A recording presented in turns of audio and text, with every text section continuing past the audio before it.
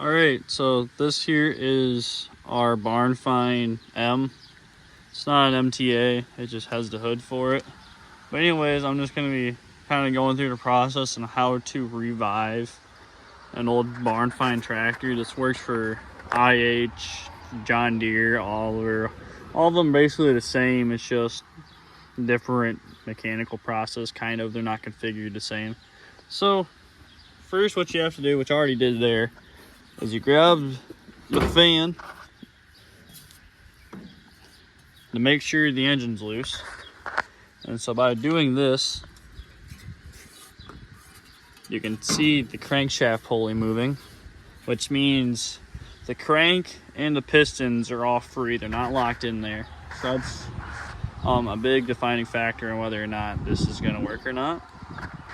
Second off, on these old IHs, instead of a dipstick, they have two valves here. So you fill it up here, you fill oil up there, but you come down here to check. So you open up this one when you're filling, and then when you check to see if there's oil in there or not, you loosen this one. And you see how there's oil coming out of there? And that's how you know it has oil in it, which is good, because this thing, I think, hasn't ran in like 10, 20 years. So oil and crank, or the crank turnover. So next, I would go ahead and pull the cap off to check the points on it and see if they're corroded. So I'm gonna do that quick. All right, once you get the cap pulled off, it's just these two tabs. There's one on top, one on the bottom, right there. You get a slick inside the cap and there. I forgot what it's called. I'll remember here in a second. But basically the way these work is that piece there connects with each four in there. And of course this is a 4-cylinder, so there's 4 ignition or spark plug wires. And so you just kind of look around to see if those are clean or not, and to see if that's clean. This actually looks like a fairly new cap, so I think we'll be okay on it. I'm not going to worry about it too much. Just make sure when you are pulling these on and off that they're lined up. So make sure that ignition coil wire is where it needs to be. Because if this thing's 180 off, if you put it in like this instead of this, it will throw the timing off 180, and that's not fun.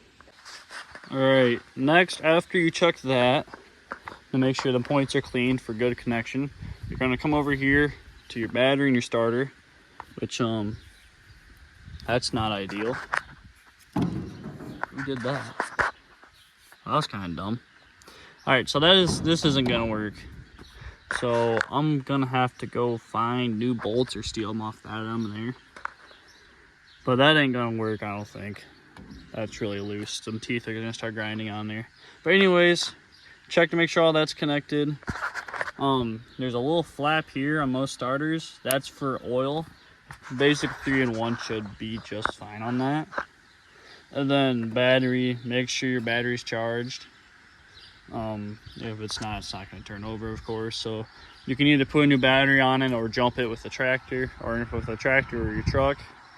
And then next thing I would do after that too is make sure your fuel tank doesn't have a whole bunch of rust in it, which I think this one has a little bit, if you can see in there.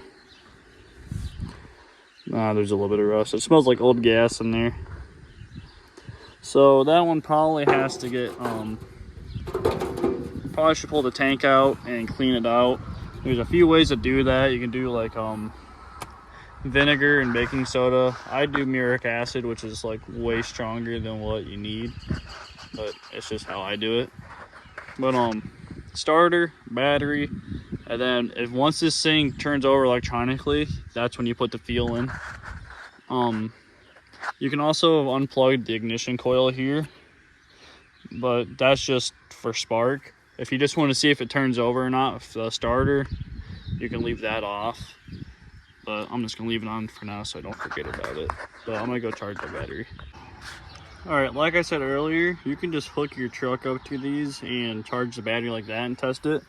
But I'm just going to go take it up to the house to see if it holds a charge or not, because I'm just going to replace it regardless. Alright, so this is the parts tractor. It has the actual bolts on it. To To remove a starter, it's just a 9/16 for this top bolt, and then it's a 3/4 for the 2 mounting bolts. That's all you need. Alright, so I got the new bolts in. That thing don't move anymore. If you ever really need to start a tractor, like it has to start, whether or not the starter's shot, battery shot, you can hook a jumper cable up to these. You put the positive on there and you put the negative on the battery. And anytime the positive will touch that, it will crank this over. I should have pulled the starter out to see how the flywheel looked, but I'm not too concerned about that. So I'm gonna go check on the battery, and then hopefully we can test to see if it cranks over. Okay, the truck is hooked up to the tractor battery now. So I think I guess we can see what it has. I believe it's that. Oh, that's not good. Okay, so good news, the starter works. Bad news is it's not engaging.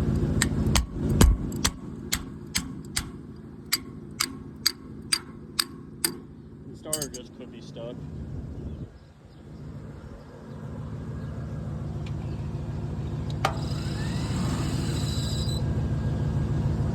Oh, okay. Well, I guess we're gonna have to figure something out because that ain't working. Okay, I revoked my earlier statement. A 12 volt still should work on a 6 volt, but the problem is the starter. So your flywheel's in here, and you have the starter sticks all into here. Anyways, there's a gear in there, so once you put power to this, it puts power to the spring, shoots the spring out to get the starter gear to engage, and then once the tractor starts, it pushes the gear back so it doesn't strip it out. I don't think the spring's engaging, but we're not at a total loss yet, because this here has a potential starter on it. She don't look good by any means. And maybe the other one just needs oil or something. I don't know. I don't think that one's gonna work, which sucks, because that one has a new starter. This one don't. So I gotta figure out what I'm gonna do. I'm probably just gonna have to go have this one rebuilt, unfortunately. But maybe I do try putting some oil down there, and that'd kind of free it up. I don't know. I'm gonna think about it. I'm gonna do a little research and see what I can come up with. But this is all further I'm probably gonna get tonight.